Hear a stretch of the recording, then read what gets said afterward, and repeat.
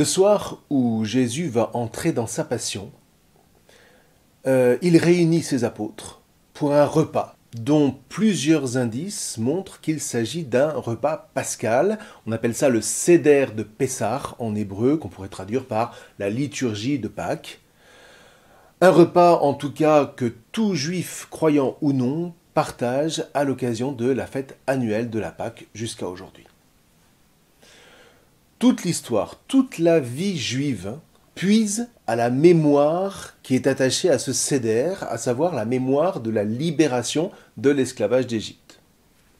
Au moment de la 10e plaie, Dieu prévient son peuple de se disposer au départ à travers l'institution d'un repas rituel avec un agneau rôti aux herbes amères ainsi que du pain façonné à la hâte, nous dit-on, qui n'aura donc pas eu le temps de gonfler. C'est le fameux pain azim en français, la matzah en hébreu.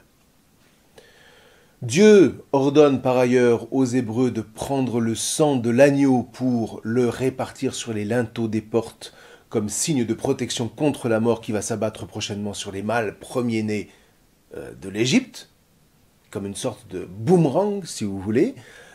Pharaon s'est fait l'instrument de la mort qu'il a invoqué contre les Hébreux, et comme son aveuglement l'endurcit dans son péché, eh bien en toute justice, la mort qu'il a lui-même invoquée reflue sur lui et sur son propre peuple. C'est terrible. Comme quoi, vous voyez, on ne manipule jamais ces affaires-là sans conséquence. Toujours est-il que, grâce au sang placardé sur les montants des portes et des fenêtres, l'ange qui est porteur de la sanction divine va passer outre ces maisons et en épargner les premiers-nés. C'est le sens du mot Pâques, Pessah en hébreu, qui signifie passage. Le verbe passar, ça signifie passer sans s'arrêter. Donc Pâques, c'est avant tout la mémoire du passage de la mort qui ne s'arrête pas dans les maisons marquées du sang de l'agneau. Mais c'est aussi pour Israël le passage de la servitude à la liberté, le passage d'une rive à l'autre de la mer, donc en définitive, le passage de la mort à la vie. Voilà, Pâques, c'est tout ça. Et pour Jésus, ces différentes dimensions de la Pâque vont prendre évidemment un relief encore plus marqué, ne serait-ce que parce que cette fois, certes, la mort passe, mais Jésus se laisse saisir par elle, sans lui laisser néanmoins la possibilité de le retenir dans ses griffes. Du coup, le Christ ressuscité manifeste une liberté définitive qu'il va offrir à tous ceux qui voudront bien s'unir au mystère du salut avec lui. Du coup, avec ce repas de la Pâque, nous sommes vraiment à un moment fondateur du peuple juif qui va garantir la sauvegarde d'une mémoire qui saura traverser victorieusement les moments les plus difficiles de son histoire.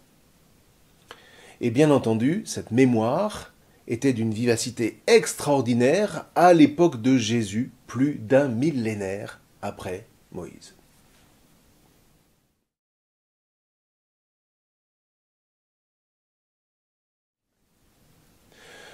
Au cours de ce repas pascal juif, donc, on rappelle l'épisode de la sortie d'Égypte raconté dans les premiers chapitres du livre de l'Exode.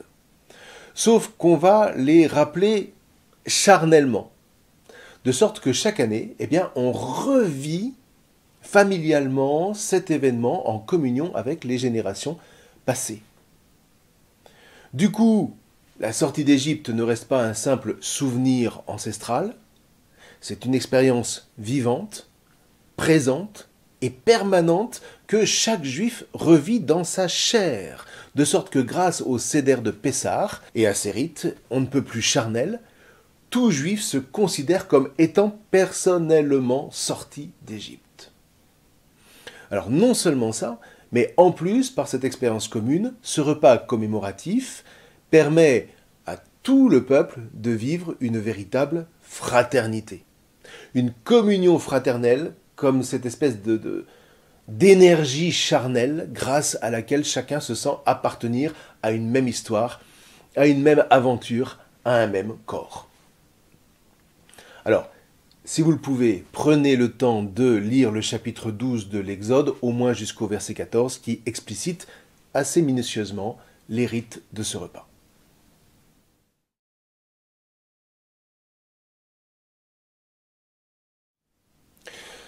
Avant de voir rapidement l'ordonnancement du Seder de Pessah, alors soyons bien d'accord, on ne mime pas le repas ordonné par Moïse comme il a été vécu à l'époque. C'est un repas rituel dont le but n'est pas de faire une reconstitution d'un repas antique, mais d'en faire mémoire, au sens où chaque geste est revêtu d'un sens précis qui permet à chaque participant d'intégrer pour lui-même le récit, de sorte qu'il vit littéralement la sortie d'Égypte en communion avec ses pairs. Comme l'Eucharistie du reste, il ne s'agit pas pour les chrétiens de reconstituer le dernier repas du Christ, mais d'en faire mémoire exactement sur le même principe. Alors allons-y. Au soir du 14 Nissan, dans le calendrier juif, c'est-à-dire la nouvelle lune qui tombe le jour de l'équinoxe de printemps ou immédiatement après, on apprête la table de Pessah. Au moment de commencer le repas, le père de famille entonne la grande bénédiction du Kiddush de Pâques, qui remercie Dieu pour tout ce qu'il a donné à Israël depuis la libération d'Égypte. Entre autres, les 10 commandements, les fêtes de pèlerinage, le Shabbat, etc., etc. Après quoi, on boit une première coupe de vin qu'on appelle la coupe de l'esclavage. Et on mange des légumes qu'on va tremper dans de l'eau salée pour se rappeler les larmes de l'esclavage en Égypte. Puis, on brise une partie de ce qu'on appelle la matzah, c'est-à-dire le pain azim, après avoir dit cette bénédiction. « Béni sois-tu, Seigneur notre Dieu, roi de l'univers, toi qui crées le fruit de la terre. » Et ça, j'espère que ça vous dit quelque chose. Alors attention, parce qu'il y a en fait trois matzot. Matzot, c'est le pluriel de matzah. On sert donc 3 matzot à table, posées l'une sur l'autre, et on va fractionner le pain du milieu en signe des chaînes rompues de la servitude d'Égypte et de l'ouverture des eaux de la mer pour permettre aux fils d'Israël de traverser à pied sec. C'est donc un signe de liberté. Par ailleurs, cette fraction évoque aussi le sacrifice de l'agneau qui a lieu au temple pendant le Seder, qui lui a lieu dans chaque famille, et auquel donc on va s'unir en mangeant ce pain rompu à la fin du repas.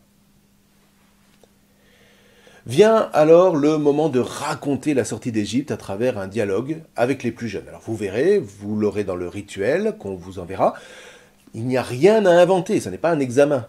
On lit simplement les affaires en dialogue. Et au terme de ce récit, on bénit cette fois-ci la 2e coupe de vin et on la boit. C'est la coupe de la libération. On prononce alors la bénédiction sur le reste de la matzah. La première partie, je vous rappelle, qui a été rompue, a été réservée. Tu es béni, Seigneur notre Dieu, roi de l'univers, toi qui fais sortir le pain de la terre. On fractionne cette matzah et on la mange, suivi des herbes amères qui rappellent l'amertume de l'esclavage, pour communier à la condition d'esclave au moment de prendre le repas qui a préludé à la libération. Suite de quoi, les convives peuvent manger le repas de fête. Mais ça n'est pas fini. À la fin du repas, et retenez bien ce moment, on prend la matzah qui a été réservée, qui a été brisée au début, et on la partage entre les convives. On récite une 3e bénédiction sur la 3e coupe de vin qu'on se partage. On appelle cette coupe la coupe de l'alliance, avant d'entonner une grande prière d'action de grâce. En grec, on dirait qu'on récite une Eucharistie. Et puis alors enfin, l'ensemble se termine par la récitation des psaumes 114 à 118, des psaumes de louange qu'on appelle le grand Hallel, suivi de la consommation, cette fois de la 4e et dernière coupe de vin, qu'on appelle de différents noms, mais entre autres la coupe du jugement. C'est une coupe apocalyptique qui promet le jugement ultime de ceux qui se seront opposés au dessein de Dieu en se faisant ses ennemis. Mais c'est aussi la consommation des noces éternelles entre Dieu et son épouse Israël. Alors du coup, on a déjà moins de peine à comprendre le récit du dernier repas de Jésus avec ses disciples. Écoutez bien. À la fin du repas, Jésus, ayant pris du pain, c'est-à-dire la matzah qui avait été réservée, et prononcé la bénédiction, le rompit. Et il le donna aux disciples en disant « Prenez, mangez, ceci est mon corps. » Puis, ayant pris une coupe, c'est-à-dire la troisième du repas, et ayant rendu grâce, il la leur donna en disant « Buvez-en tous, car ceci est mon sang, le sang de l'alliance versé pour la multitude en rémission des péchés. » Et Jésus de poursuivre, « Je vous le dis, désormais je ne boirai plus de ce fruit de la vigne jusqu'au jour où je le boirai nouveau avec vous dans le royaume de mon Père. » Et de fait, l'Évangile raconte, après avoir chanté les psaumes, le grand Hallel, ils partirent pour le mont des Oliviers. C'est dans le chapitre 26 de l'Évangile selon saint Matthieu. Alors évidemment, Jésus donne un sens nouveau à tous ces gestes traditionnels de la fin du Seder de Pessah, mais il ne les invente pas. Non seulement il ne rejette pas la tradition de ses pères, mais il va précisément la mener à son accomplissement à travers le don de sa vie dans sa passion, sa mort et sa résurrection. Alors ceci dit, on va rester un peu sur la signification des coupes de vin.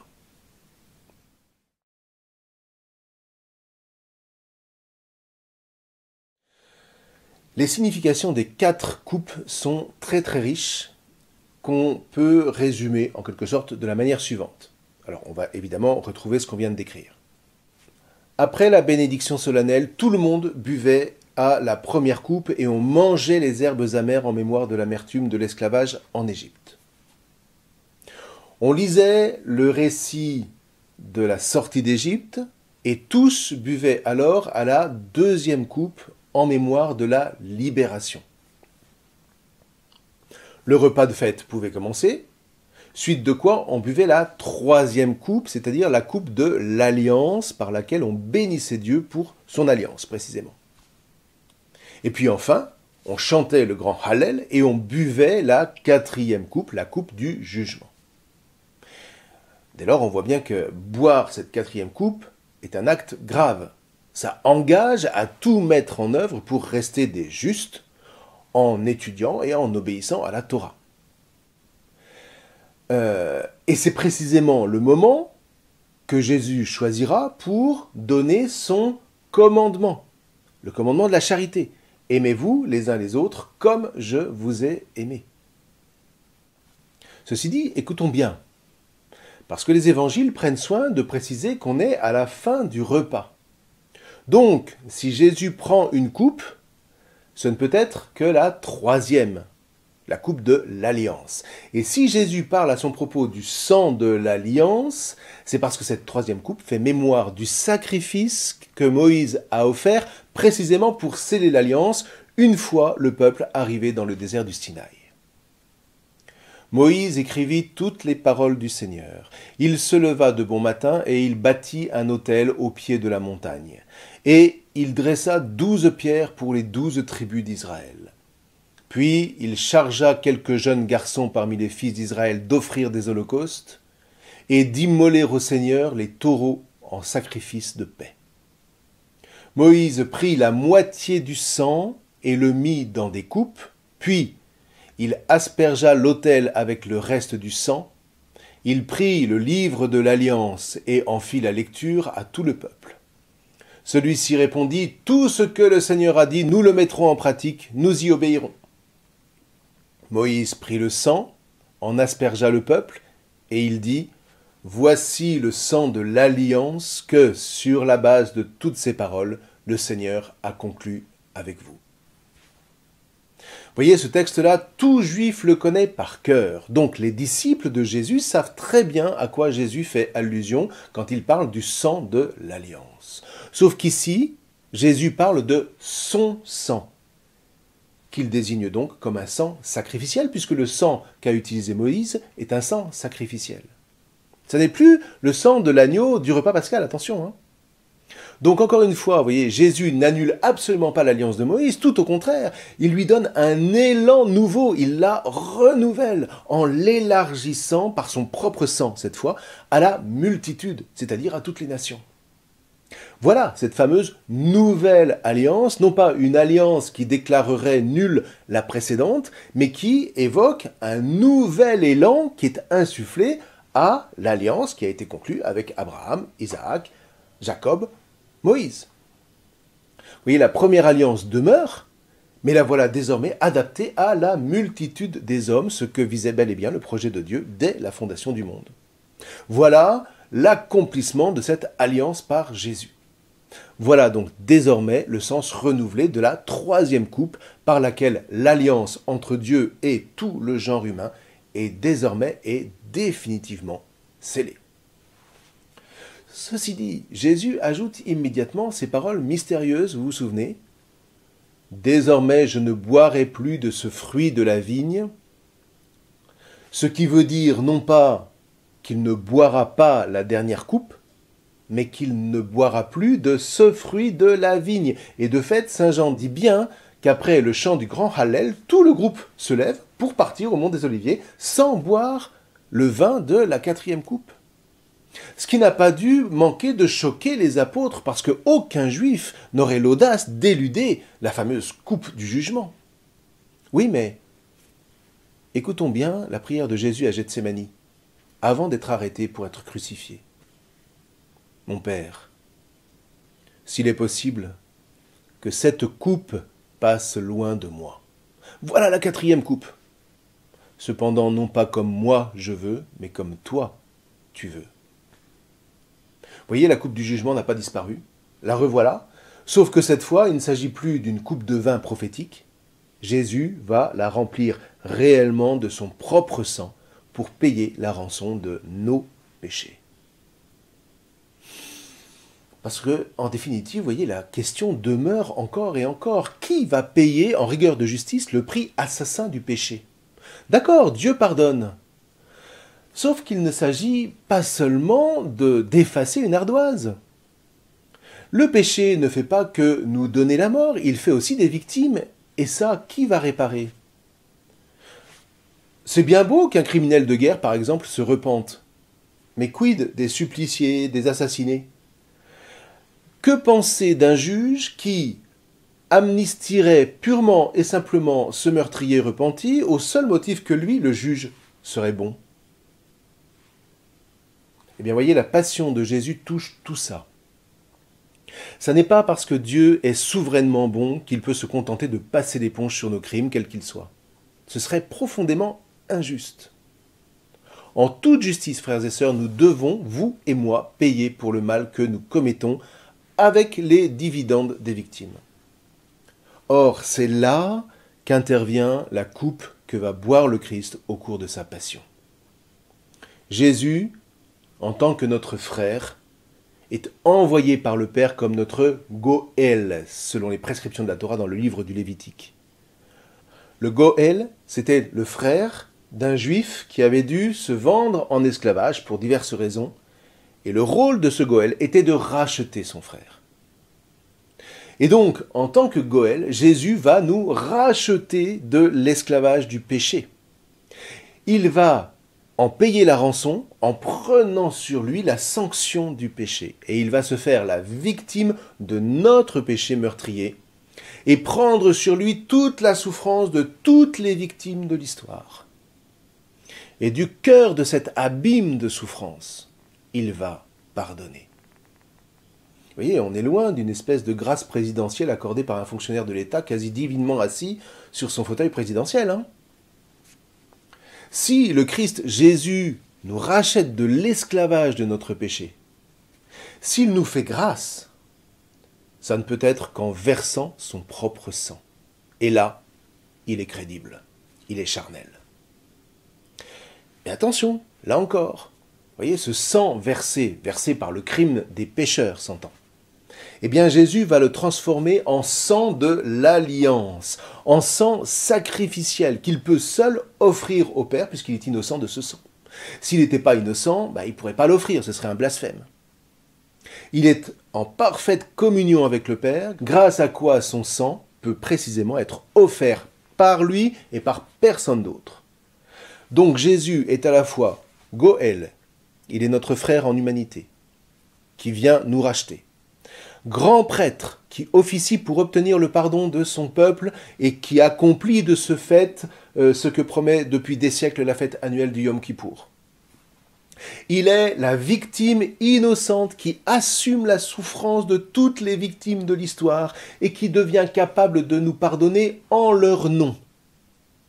Et c'est ce pardon qu'il fait monter vers le Père en communion avec qui peut, dès lors, se répandre sur le genre humain tout entier une miséricorde qui soit juste, qui soit capable de transformer en vérité le cœur de tout homme, de toute femme, par la charité dont la source se trouve ouverte en surabondance dans son cœur transpercé.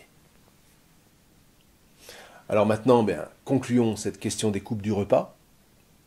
Du fait qu'il s'agit désormais d'une offrande, Jésus va consommer seul la 4e coupe, mais il l'a reliée à la 3e, la coupe de l'Alliance à laquelle les disciples, eux, ont communié.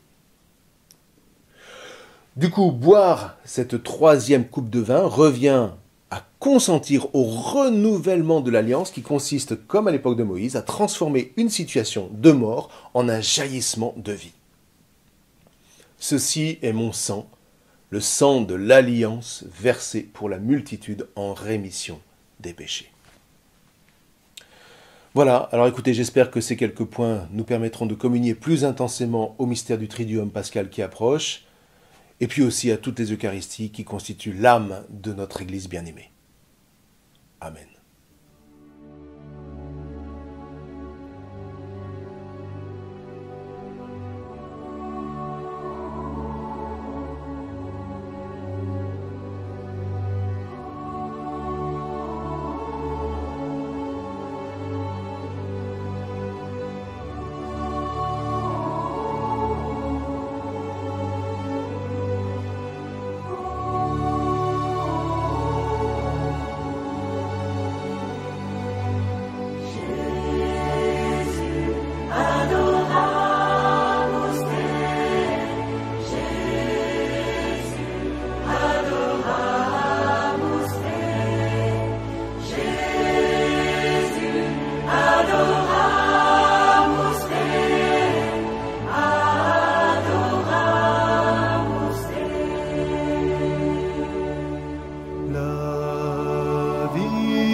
Sema